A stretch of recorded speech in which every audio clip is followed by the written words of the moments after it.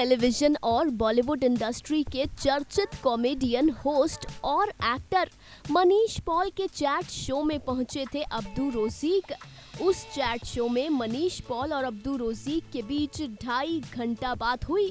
Abdu ने अपने अतीत पर और बिग बॉस के सफर पर हर एक मुद्दे पर मनीष से दिल खोलकर बात की।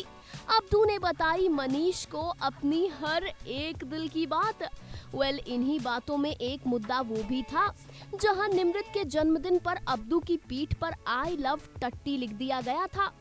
अब्दू रोज़ीक के साथ कन्वर्सेशन के दौरान मनीष पॉल ने अब्दू से पूछा कि जब तुम्हारी पीठ पर इस तरह लिख दिया गया तो बाहर बहुत बड़ा विवाद हो गया, इस विवाद पर तुम क्या कहना चाहोगे? इस पर अब्दू रोज़ीक ने अंग्रेजी भाषा में कहा कि मैं अपनी पढ़ाई पूरी नहीं कर पाया था, हमारे पास उतने पैसे नहीं थे, मुझे नहीं पता कैसे पढ़ा जाता है या लिखा जाता है। लोगों ने मेरी बैग पर आई लव टट्टी लिख दिया, मैं कुछ नहीं जानता था और फिर जब मैंने शीशे में देखा तो मैं पढ़ नहीं पाया। मैंने लोगों से पूछा कि मेरी पीठ पर क्या लिखा है, उन्होंने मुझे झूठ बोल दिया।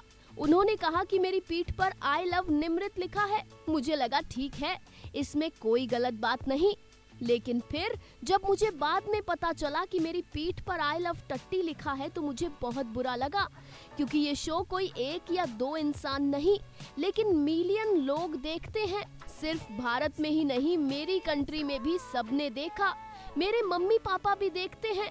अब्दू ने बताया कि उनकी माँ ये देखने के बाद बेहद गुस्से में आ गई थी।